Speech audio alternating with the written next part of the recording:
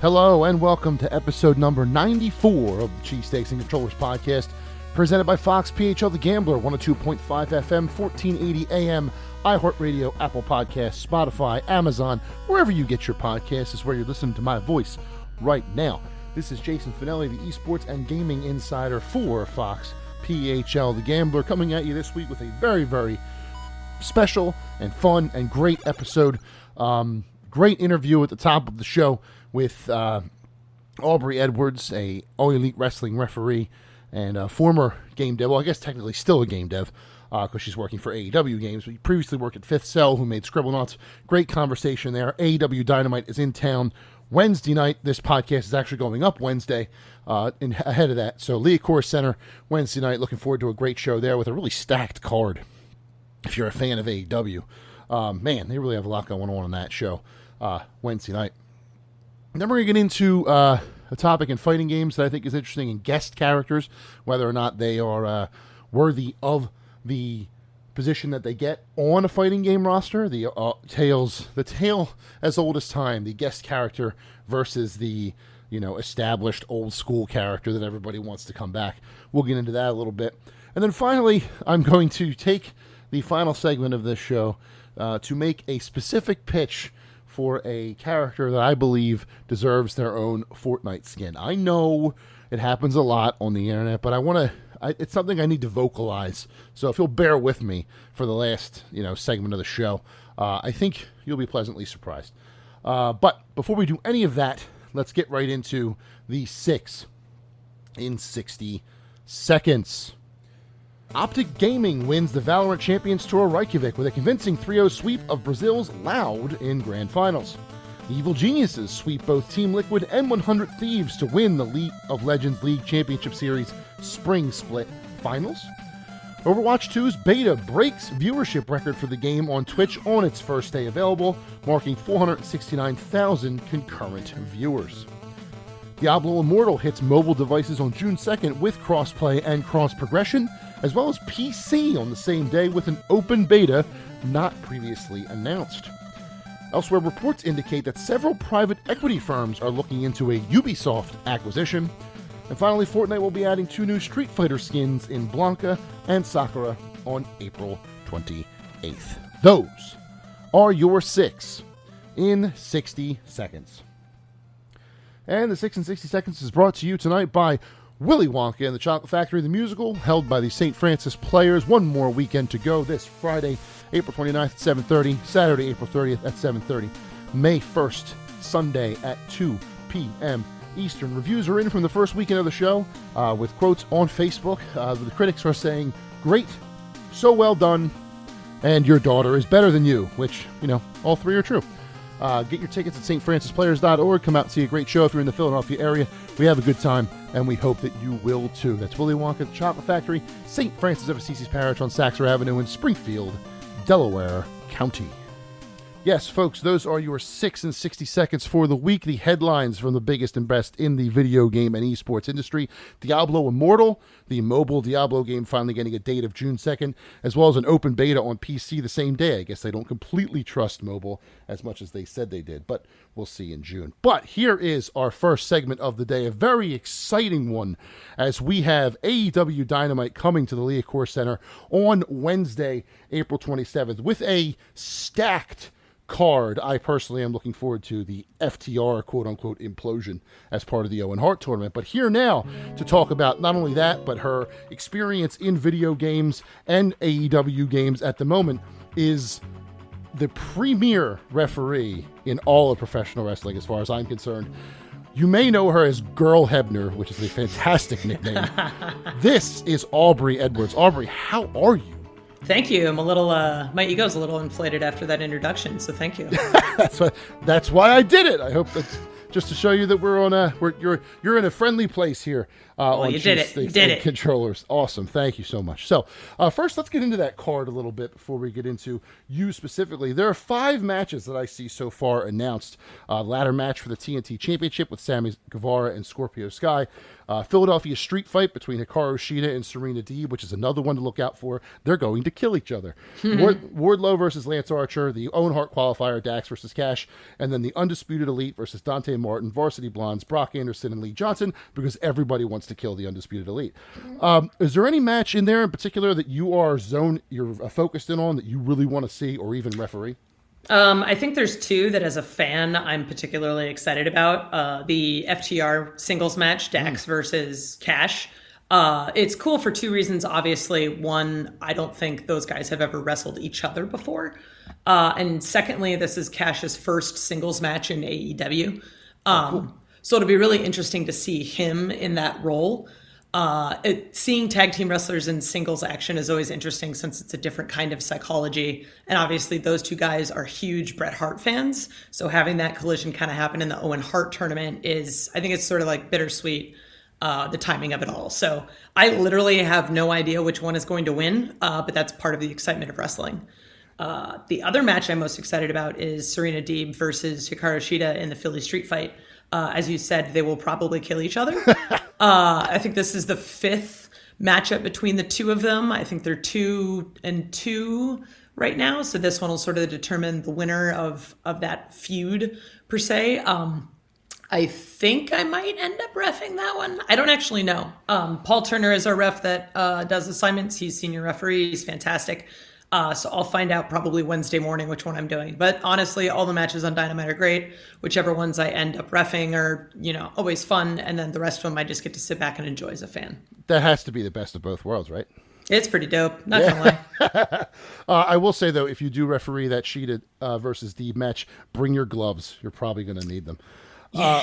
So let's talk a little bit about your history in game development. So you did not start as a referee. You began in game dev at Fifth Cell. You were part of the Scribblenauts team, as I understand it, which was a very fantastic game, first for the DS and then for the Wii and the Wii U and stuff like that. So talk about how long were you with in the game development cycle just by itself? Give me a little bit of background on how that started. Sweet. Yeah, of course. I originally studied to be a programmer. I went to DigiPen Institute of Technology in Redmond, Washington.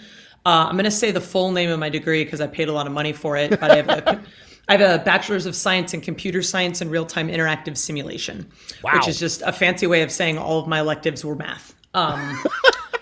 But yeah, so I'm actually a professional programmer, which is pretty dope. I originally got hired at Fifth Cell as a programming intern, and I wrote some content pipeline tools that shipped for both Drawn to Life 2, the next chapter, and the original Scribblenauts game. I also did some QA work on Locke's Quest. So really successful internship, turned into a full-time job. Came on for Super Scribblenauts as an associate producer. And then once we had started working on Scribblenauts Unlimited, which was a Wii U launch title, simultaneous release on 3DS and PC and Steam, over time I had become the head of the project, essentially, starting out sort of managing the programmers and then eventually managing designers and artists and everybody. And while that was all happening, I was also working with an external development partner porting the original Scribblenauts to iPhone and Android. So a little bit busy at the time. Yeah. Scribblenauts was your baby then, eventually. I have a Starlight tattooed on my arm. So I did know that. It means a lot. It means a lot. I saw you point that out once, and I'm like, oh, that makes so much sense. That game really stretches the limits of people's creativity. I, for one, love watching God fight a T-Rex, but there are so many things you could do in that game. If you could think about like when you were in the design portion of that, how important was player agency, not only when you're trying to make a story, but also in the creative modes where you could just do whatever you wanted? I think the coolest part of it, honestly, was in traditional game development, if something doesn't react the way you want, we consider that a bug and we fix it. Sure. And in something like Scribblenauts, if something doesn't react the way you want, you keep it in because now it's a feature. Yeah. So my favorite example from the first one is if you glue a steak to a baby and then spawn a lion, the lion will eat the baby, which is kind of morbid for a children's game, but at the same time, that is how it would realistically work in real life. So why wouldn't you, right? Let's hope there's also no field testing for that one.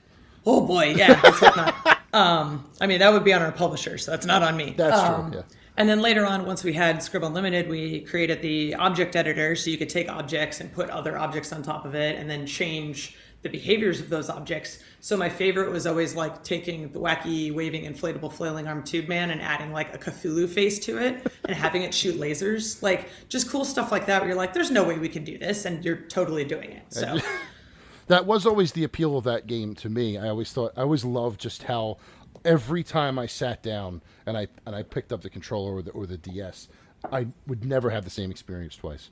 Just because where my mind would go different places every single time, and I would just laugh at all of the nonsense I could create. Was that like what you wanted from your players? Just create as much, to quote Moon Knight without cursing, random BS as you could? Yeah, I mean, that was sort of the plan. Initially, when you first boot up Scribblenauts, you can play the game, essentially, air quotes, on the title screen. You can just start spawning objects. You don't even need to, like, go through a menu to enter the game. Like, yes, there's puzzles and stuff, but you can immediately jump in, and the majority of our players we saw were just jumping in and creating objects. And that was one of the cool things about the game, is seeing people use it as a tool for teaching spelling and English. So cool. When we first started working on the Japanese port, which was published by Konami, actually Igarashi, the creator of Castlevania, was a big champion on that side. So he actually came to the office dressed in full vampire hunter garb and was like telling us a story about how he was teaching his kids English using Scribblenauts, but he was going around it like in an interesting way. Like he didn't know how to spell airplane, so he'd spell jet to get the same thing. And it was just like a really cool idea, and one of those emergent human behaviors that comes from a game. Like this was not the intended target for what we were achieving, but it ended up being this super cool thing. It's like, oh, cool, I'm making a game that's actually has a positive effect on society. This is dope. That is awesome. Now, I was going to ask you if the team was at all worried that giving them that much freedom at the title screen, and then maybe the players never went into the puzzles themselves, if that was a concern. But now that you're hearing that people are learning English using this game, I don't think that would be much of a fear anymore. No, I mean, from a business perspective, like people already bought the game. So at that point, It's just a matter of, are they enjoying it? And if they are, then I can't really say one way or another how it is they're enjoying it. But as long as they're getting enjoyment out of it, then we've done our job. Yeah, I would agree with that. So let's move on now to your current role. So you're at AEW Games now on the mobile side. So you're focused on Elite GM at the moment, yes? Yes, I am. What a fantastic idea for a mobile game, first of all, putting a GM mode in the mobile setting. What when you were first designing or coming up with the concepts for this game, what would you say was the most important feature? Was it as many wrestlers as possible, or was it fine-tuning the GM portions first and then adding wrestlers over time? So we didn't actually design the game. Essentially how that worked out is we had our development partner, Crystallized Games, who's based in Toronto, Ontario, Canada. They came to us with the pitch and an actual prototype of the game. So we played it, whatnot. They had the full pitch deck of like, here's how all of the feature set's going to work. Here's how we want to do it. Here's our monetization strategy, all these sort of things. And then through agreements and stuff, they came on as an official partner. So my role at AEW Games is slightly different than when I was on development. Like I worked after Fifth Cell, I worked at Wargaming Mobile, which was a studio called Dropforge Games at the time. And I was working on free-to-play mobile there, but I'm doing more of the actual development side of things. Sure. So here I'm doing sort of the oversight of a project, making sure that like, are these guys hitting their milestones? Cool. Then I need to talk to Chad in finance and make sure they get paid. But at the same time, because I understand the AEW brand so much, and because I'm a glutton for punishment, I made sure that I did do some development on the game. So I wrote the whole tutorial. I wrote all the season pass content. I approved all of the art. There was quite a bit of stuff. I created a bunch of the gimmicks. There's a lot of stuff that I ended up doing on that, which as a producer, which is the role I've had in games, isn't something that you traditionally get to do. Sure. So the important thing for us for that game was we wanted it to be true to the AEW brand. We wanted it to feel like you're playing an actual episode of Dynamite. And I wanted all of the wrestlers to be free. That was really important for me. I know that there's a lot of opinions about mobile games and free to play in general. And there's a lot of stuff that we can put behind paywalls, but I wanted people to experience booking their own show without sort of that paywall factor. No, yeah, that, and I definitely agree with you with the stereotype, let's call it, of mobile gaming being all about trying to take money out of your pocket. So when you hear free and all the things that people want are free right out of the get-go, that's obviously going to bring a lot of people's opinions up. Now, getting back to active development versus a producer role, do you ever find, well, I guess in this case you don't because you were doing some development, as you just mentioned, but do you ever find yourself like pining to get back into that programming design side, or is what you're doing kind of scratching that itch? It's interesting because I actually haven't written a line of code since probably like 2015. Okay. And that's probably the part I miss the most. A lot of that was like my work on side projects. So I went into full-time production back in 2009.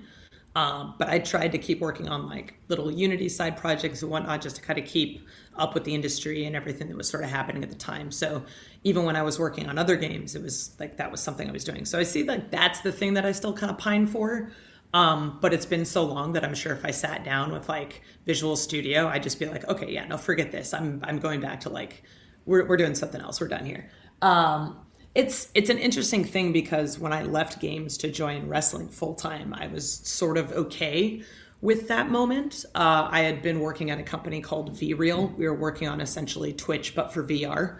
Okay. And I had gotten laid off, which is pretty common in games. We ran out of funding. It was a cool project, made a lot of connections. I got to work with my best friend. Like, it was all great. And then we ran out of money and it was like, okay, peace, bye. Timing wise, that worked out with when my full-time offer from AEW came along, so couldn't have worked out better. So I was more than content, like, okay, well, this is a chapter of my life that I'm closing. Now I'm going to open this new one. And then 4 months later, one of our executives at AEW goes, hey, you worked on games, right? Do you want to keep doing that? I'm like, sure. Okay. Yeah. I mean, as soon as you hear that, you're like, wait a minute, I thought this was done. And now all of a sudden I'm getting back into it. That had to be a little bit exciting though, right? Or were you worried about maybe now doubling your workload? The doubling the workload thing was obviously like hard, especially because when you go from not traveling every week to traveling every week, that's a major life change. Mm-hmm. I've been married a long time, so that immediately adds strain to relationships. And I still live in Seattle, so I'm a glutton for punishment. I spend over 10 hours on a plane every week. So no. I mean, I'm in Seattle because this is where game development is. That's true. Like, that is true. I live down the street from Bungie. That's cool. Literally used to walk to work at all of the like I'd live in the same city that Fitzel was. My husband works in games. We met in college, so it's like we kind of have to be here for that sake. So as a result, I kind of get the short end of that stick a little bit. But it's difficult because reffing requires you to have sort of this different training regimen. Like I can't say, for instance, if I'm working on a game late at night and I need to skip the gym that day, then sure, great. But if my primary salary is to ref on television, I can't skip the gym. It's now really important what I eat in a day. Like, training is absolutely critical. So these are things that need to be prioritized that previously in my former career, I could kind of pull back on a little bit. So it's more of like a management, like what is the focus? When I was in games full time, reffing was something I did on the weekends, and now it's basically just kind of swapped. Right. Now, when you say the workout regimen for referees, a lot of people may think that there either isn't one, or B, that it's not as regimented as a pro wrestler. Obviously, those who know the business know the difference. But what would you say to those people that just heard you say training regimen for referee and kind of like their eyebrows went up? Like, what? So obviously we're not wrestlers. We're not lifting dudes above our heads. We're not taking bumps. So that's not to say we aren't very, very active. Sure. The next time you watch wrestling, watch a referee and see how frequently they move. A lot of our movement is dictated by the movement of the wrestlers. If they move to the left side of the ring, I have to move to the left side of the ring. If they go for a pin, I have to drop down immediately and count it.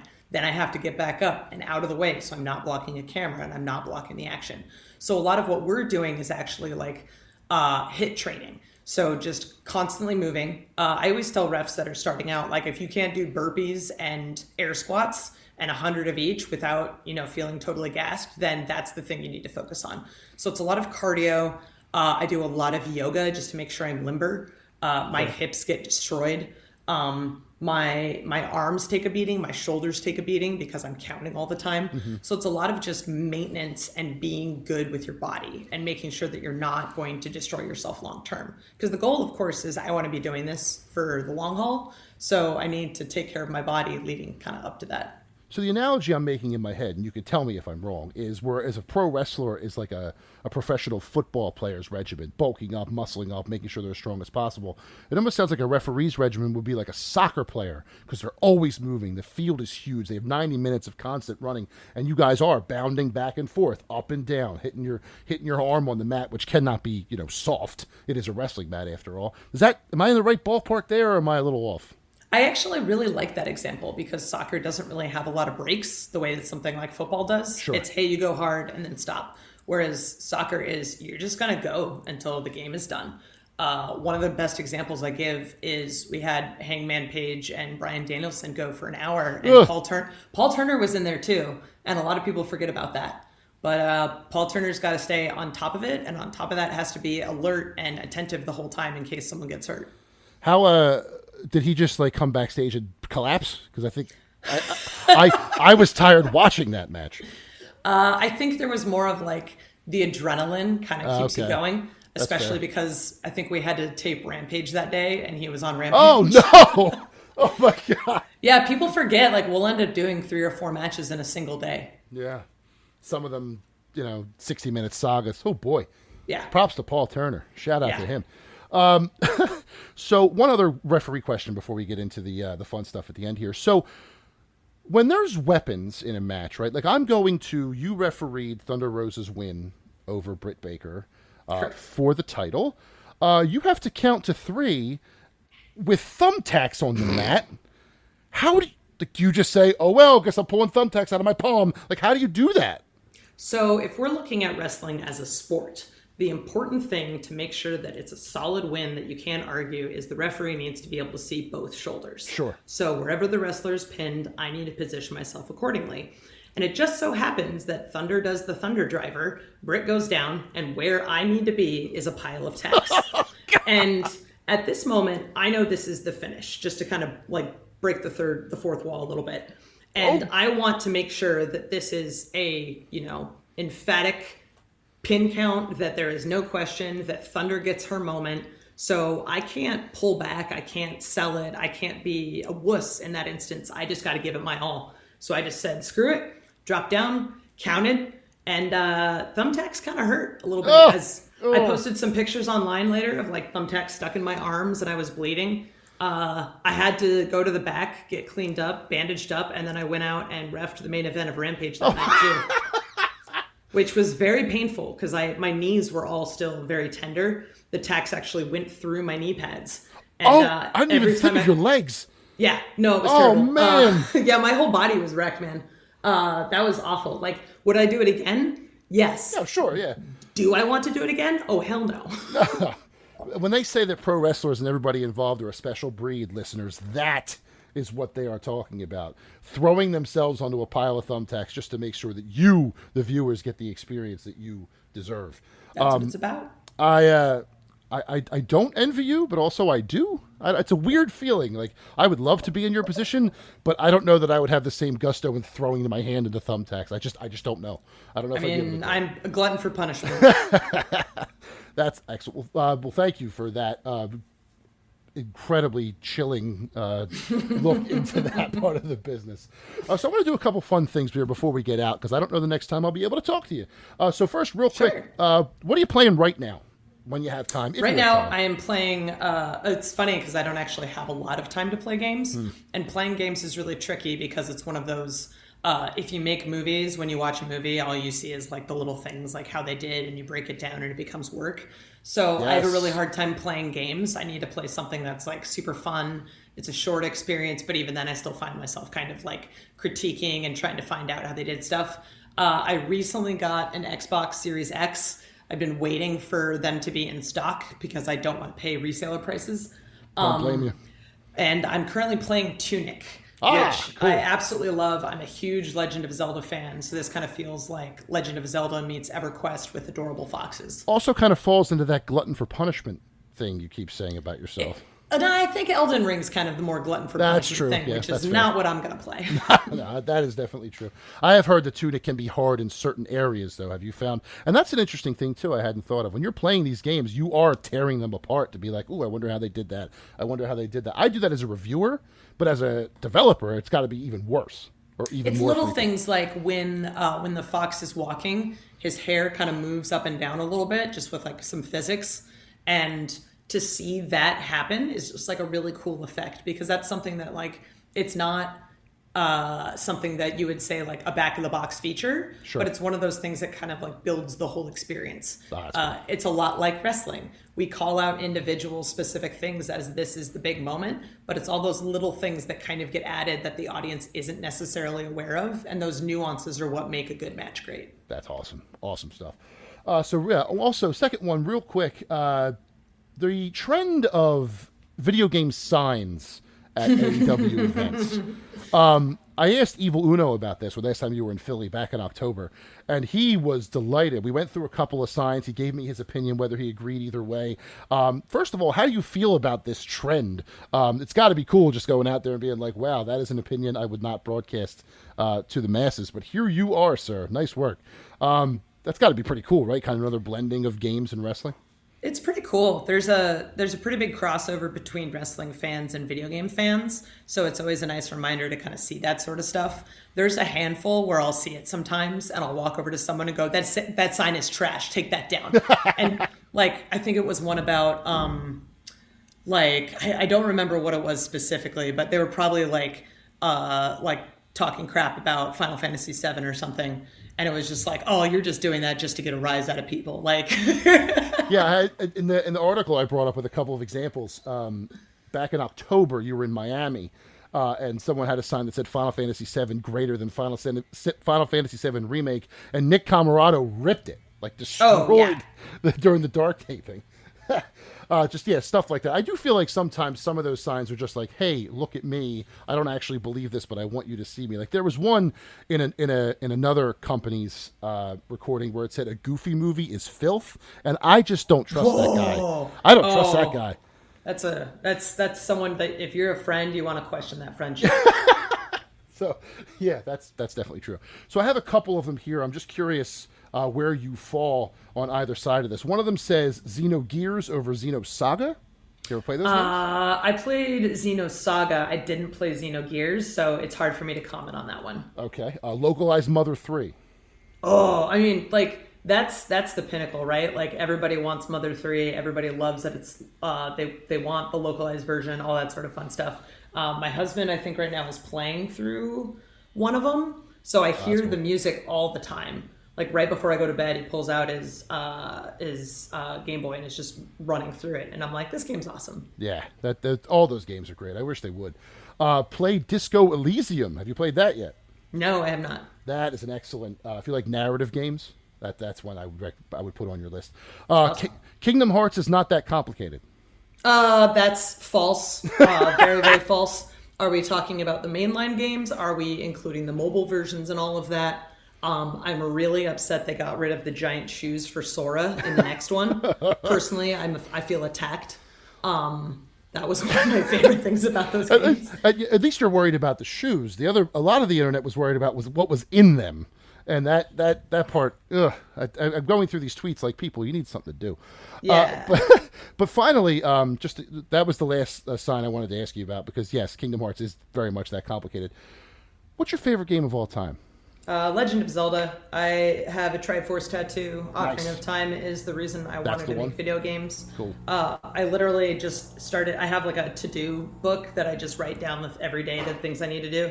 And my sister got me one that's the Link Awakening remake. Oh, nice. That I absolutely loved. So that's sort of the thing. I think the last time I counted, I played Ocarina of Time 18 times. If I were to create a sign for AEW Dynamite, it would say the water temple is not that complicated. You are a glutton for punishment. Oh, dude, if you start at the top and work your way. No, start at the bottom And work your way up. like do every floor, everything you possibly can, and work your way up, and just keep going back and forth. Like bottom, work your way up, bottom, work your way up. It's super easy. You don't get stuck. I had a flight attendant on the way to Toronto tell me that one time, and it completely changed it for me. Wow. So there you go. You don't need the Nintendo hotline. You have Aubrey Edwards right here telling you how to play The Legend of Zelda Ocarina of Time the right way. That's the Water Temple, though. Shadow Temple, you're on your own. So, Aubrey, thank you so much for your time. This was great. AEW Dynamite, Wednesday night, April 27th, at the Leah Corus Center up there at Temple University, my alma mater. Tickets should be on sale now. If it's not completely sold out, I did not check that. If it is not sold out, make sure it is, because it's going to be a heck of a show. Aubrey, thank you for your time. Thank you so much. I'm so excited to go back to Philly this week. The fans are absolutely insane. Leah Corus Center is a great venue, and this was an awesome conversation. Thank you. It was. I agree 100%. Thank you so much. All right, welcome back to Cheesesteaks and Controllers, episode number 94. Thank you again to Aubrey Edwards of All Elite Wrestling for joining me for a fantastic conversation. You can watch her and the rest of the AEW roster tonight. Wednesday when it posts. You may have to go find it if you're listening to this after Wednesday. AEW Dynamite live from the Leah Corus Center in Philadelphia, Pennsylvania, Wednesday, April 27th. If you are listening to this when it goes live at 9 a.m. on Wednesday, tickets are still available. Head to the Leah Corus Center's website for more. Moving on now to topic number 2 of the evening. So if you're not listening to it yet, and please don't start listening to it until after you finish this episode of the podcast, thank you. There is an excellent fighting game specific podcast that is still in its beginning stages. I don't even think they've hit 10 episodes yet. I'd have to go look. Already scaling the charts in video game podcasts. Technically, they're my direct competition, but I love listening to them, and I think you should too. The name of the podcast is Triple KO, and the hosts are three prominent figures of the fighting game community. Justin Wong, and a multiple-time world champion in multiple games, Marvel vs. Capcom 2 being his bread and butter, but he was also known as the guy who took the Daigo parry when Daigo Umehara set the world ablaze in Street Fighter 3 back in 2004. Maximilian Dude, one of my favorite all-time YouTubers. I've watched him now for over a decade. And finally, Matt McMuscles, who hosts a fantastic web series called What Happened. I'm talking about obscure games that either faced delays or came out to less than stellar reviews, talking about what happened in their development to make that happen. These three have come together to create a podcast called Triple KO. I believe I mentioned them 2 episodes ago when I talked about the free-to-play fighting games, because they talked about that. I listened to that podcast. But this past week, they talked about guest characters in fighting games. A brilliant discussion from the three of them on the topic, and it got me thinking. Because one of the parts that they mentioned in this discussion is whether or not fighting game guest characters are, good for the game, or are they ultimately a detriment? And the argument can be made that fighting game guest characters are taking away roster spaces from, characters from older games. So, for example, like with Arnold Schwarzenegger's Terminator being in Mortal Kombat 11, it may have taken a roster space, from a long-wanted old-school character like a Havoc or something like that, or one of those characters that people feel nostalgic for. Not so much in games that are brand new with guest characters, but recently the amount of guest characters in fighting games has increased exponentially. I'd say since, if we're going all the way back to 2014, with Super Smash Bros. On the Wii U. I mean, you could go to Brawl with Snake and Sonic. That was one of the biggest trendsetters as far as guest characters in fighting games are concerned. Then Super Smash Bros. For the Wii U, and there have been others too, like Street Fighter Cross Tekken had a couple of PlayStation exclusive guest characters. Mortal Kombat 9 had Kratos, and Freddy Krueger. That's where theirs started, and the list goes on and on. But the inherent question is whether or not fighting game guest characters are good for the games. And if you're looking strictly from sales, it's hard to say no, with Super Smash Bros. Ultimate selling 30 million copies at this point, probably. Mortal Kombat 11 being the most successful Mortal Kombat game ever, with its glut of guest characters, or established characters played by, guest actors. They had that as well with Shang Tsung. But people sometimes ask, who are these characters for?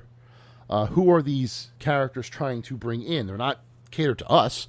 Like, I don't need Noctis from Final Fantasy 15 in Tekken 7. Apparently that just came about because the creator of Tekken and the Final Fantasy team are good pals, and one night the creator of Tekken said, hey, what if? And they were like, okay, let's make it happen. And boom, Noctis is in Tekken 7. It's that simple. Others are completely off the wall. Sticking with Tekken 7, Negan from The Walking Dead being in Tekken will probably be one of the weirdest guest characters in fighting game history. There's really no other way to go around that. The fact that Jeffrey Dean Morgan can punch Kazuya Mishima in the face will never not be silly. In a good way, but it will never not be silly. So the question then is, who are these targeted for? And a lot of what came up in this conversation that I was listening to was, they're not for the fighting game fans. They're for the fans of The Walking Dead to come try Tekken. They're not trying to appease me, who's been playing Tekken my entire life, to try Tekken 7. I already did. They're looking for people who have watched Walking Dead from the beginning, see Negan in his Jeffrey Dean Morgan form, mind you, and then think, he's in this video game. I should try this video game. Now, this seems obvious, right? It seems like, of course, that's who these characters are intended for. Who else would you be doing it for? You're not, like I said, you're not giving old school fighting game characters, you're not throwing them any bones with Negan. You're throwing them a bone with Geese Howard, another one of the guest characters in Tekken 7.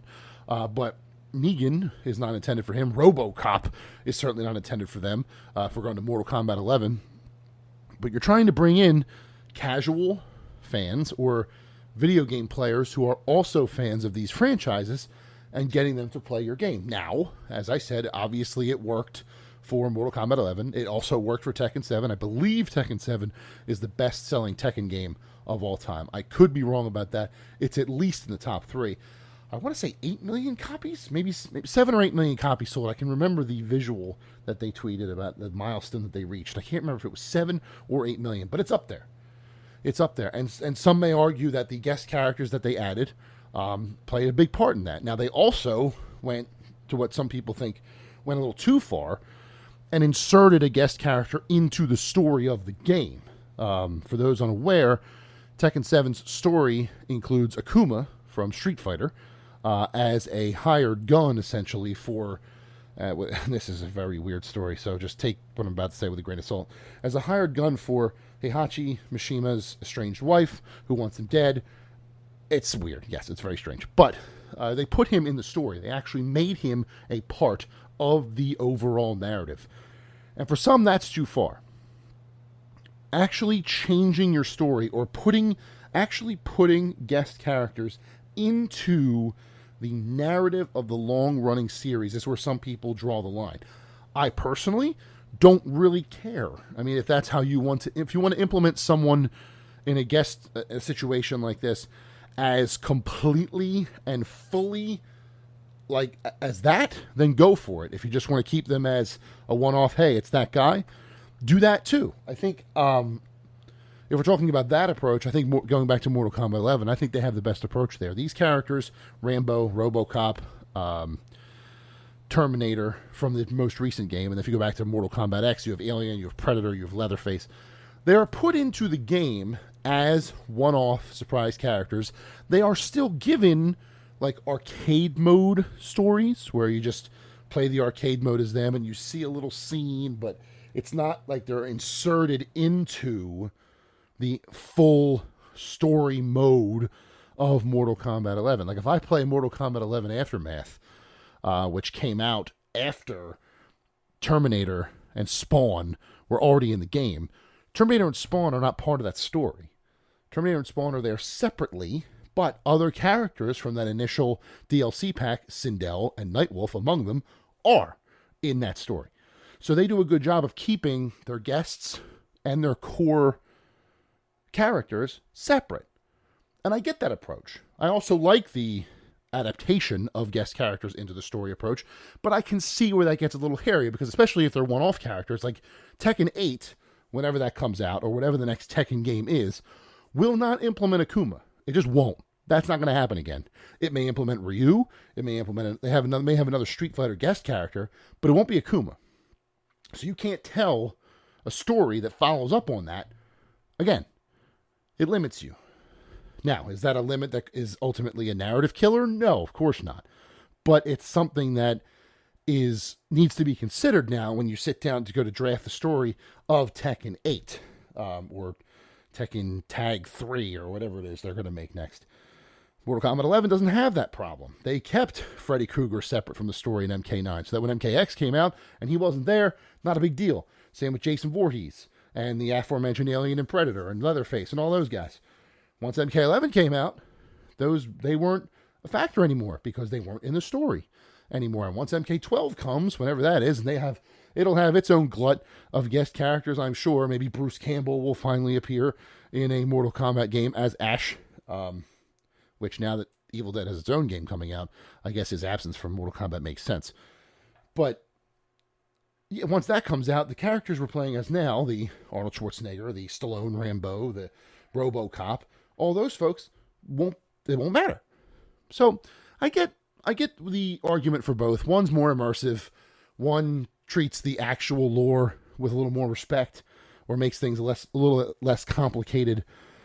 Smash Ultimate is a completely different scenario. There isn't really a story to be told there, but even the one that is there, the World of Light, can implement all of these characters without getting too messy.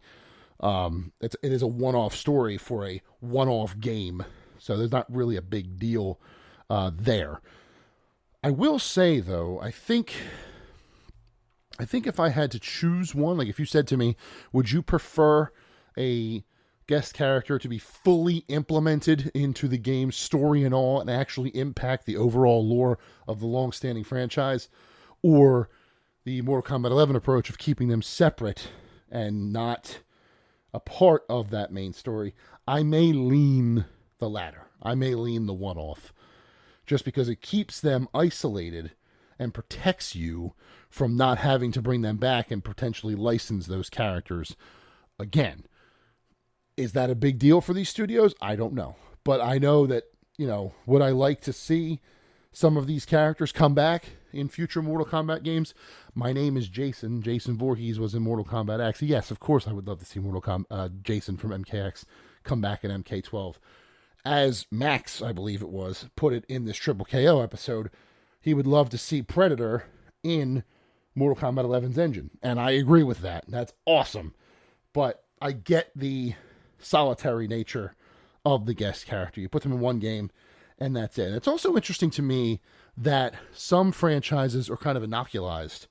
I don't even think that's a word, but I'm inoculated, let's say, from guest characters. Somehow Capcom has been able to remove guest characters from Street Fighter. They haven't had one. And you could say, some people make the argument that the Final Fight characters are technically guests, or the Rival Schools fighters are technically guests, but it has been previously established in both scenarios that the universes are the same.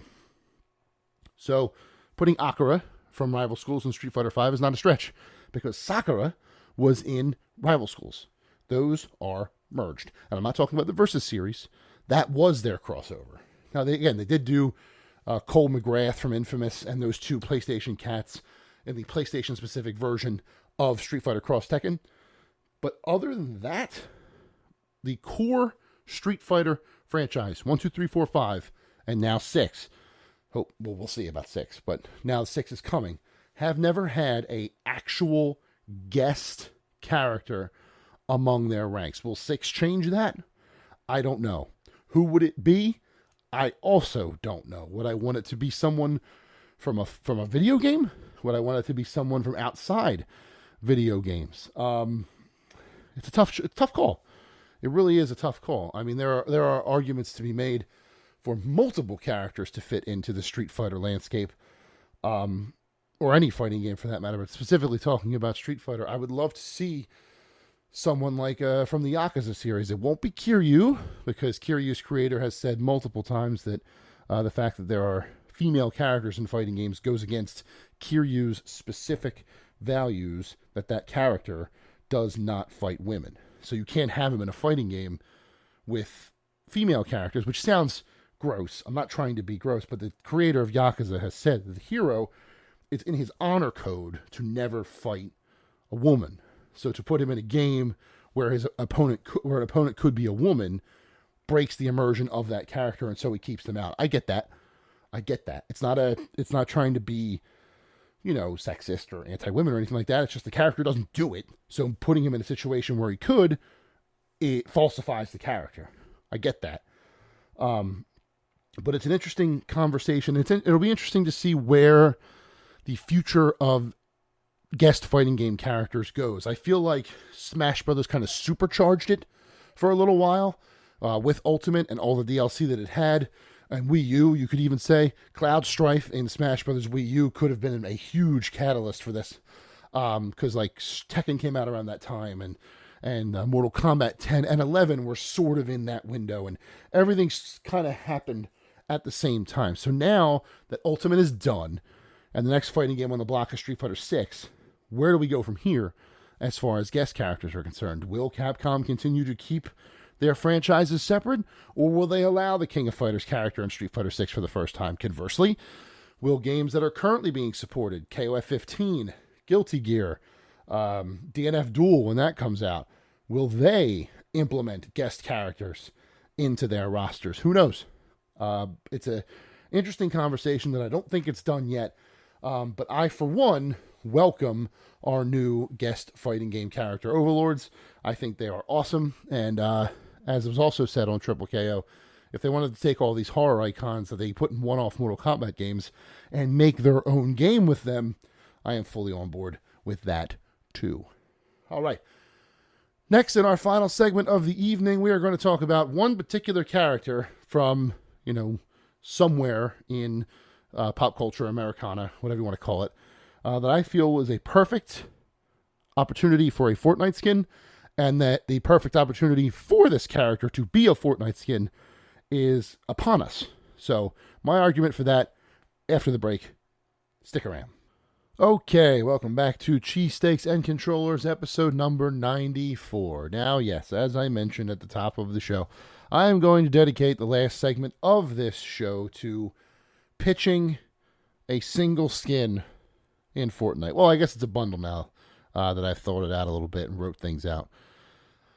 But I have noodled this for a little while. I've had this idea in my head that about this particular skin, or now bundle, like I said, because this is a movie, a film franchise that has come up in my head recently.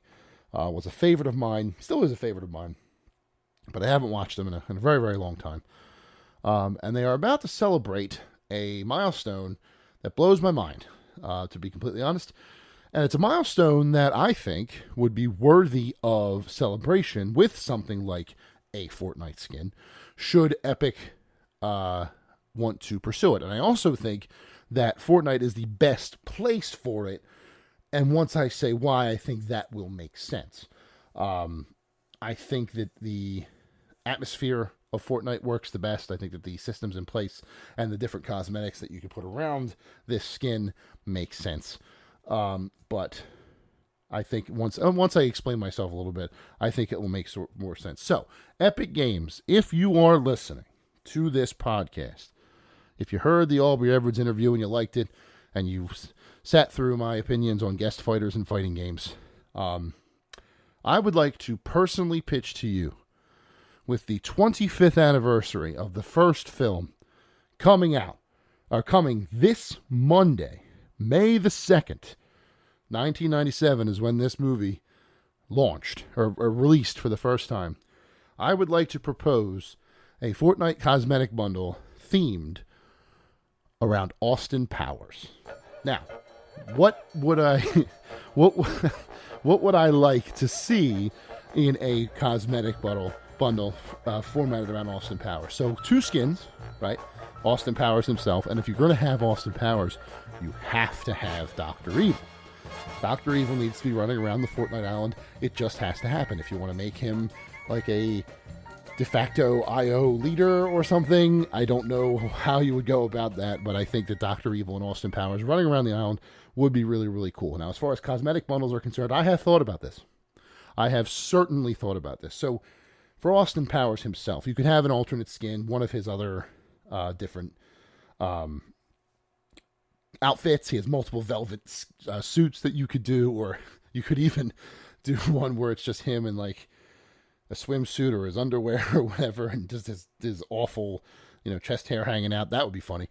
But so whatever the alternate skin would be, I think you easily get a skin and an alternate out of it.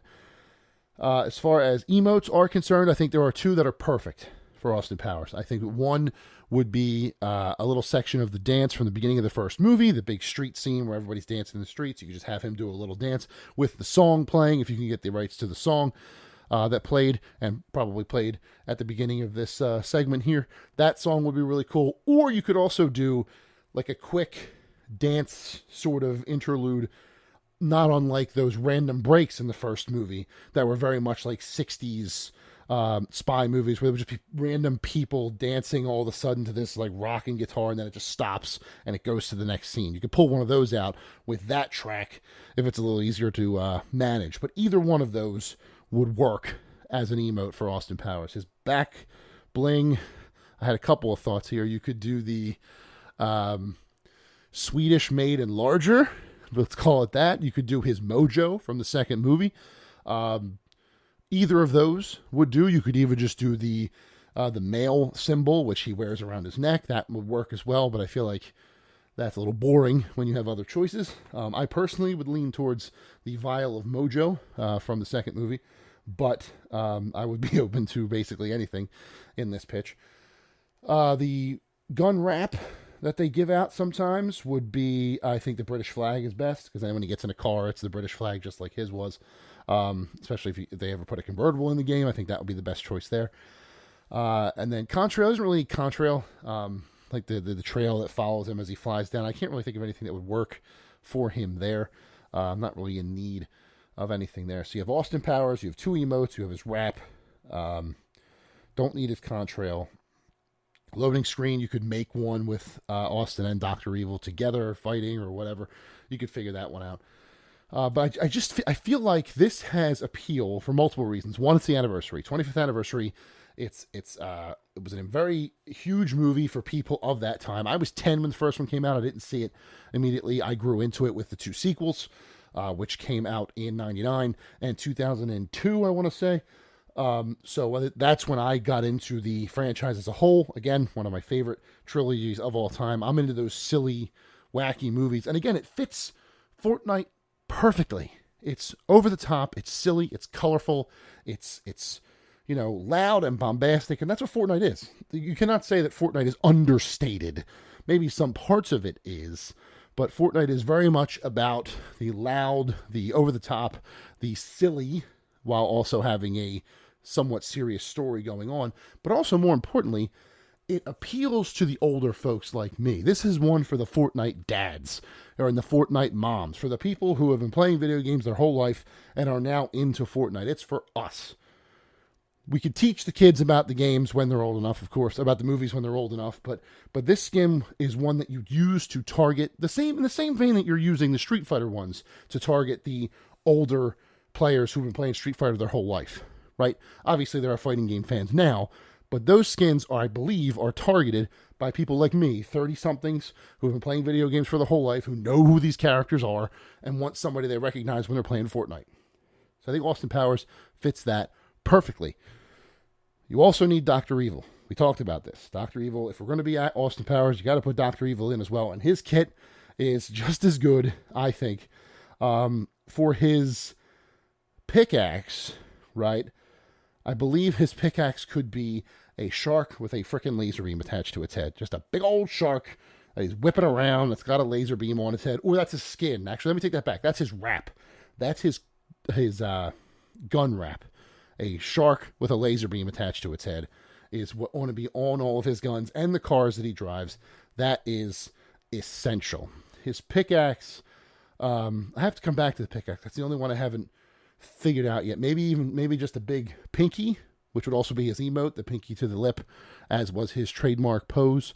That would be funny. His back bling has to be Mini-Me, right?